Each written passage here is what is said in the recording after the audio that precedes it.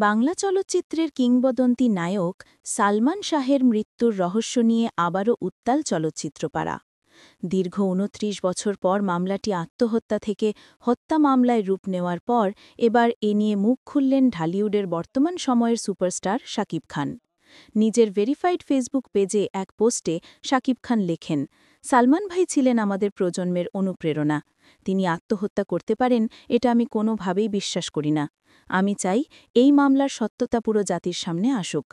তাঁর এই মন্তব্যের পর সামাজিক যোগাযোগ মাধ্যমে ব্যাপক আলোচনা শুরু হয়েছে। অনেকেই শাকিবের পোস্টে মন্তব্য করে লিখেছেন, আপনি সত্য কথা বলেছেন, সালমান ভাইয়ের মৃত্যুর ন্যায় বিচার আমরা চাই। চলচ্চিত্র অঙ্গনের অনেক সিনিয়র শিল্পীও শাকিবের বক্তব্যকে সমর্থন জানিয়েছেন। তারা মনে করছেন, দীর্ঘদিন ধরে চাপা পড়ে থাকা এই মামলার সত্য এবার প্রকাশ্যে আসা উচিত।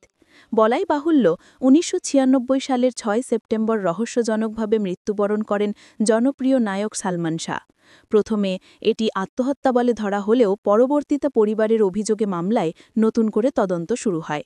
সম্প্রতি সেই মামলা হত্যাকাণ্ড হিসেবে পুনরায় গতি পেয়েছে, যা নতুন করে নাড়া দিয়েছে ভক্তদের হৃদয়ে। শাকিব খানের এই স্পষ্ট অবস্থান চলচ্চিত্র অঙ্গনে আবারও আলোচনার ঝড় তুলেছে।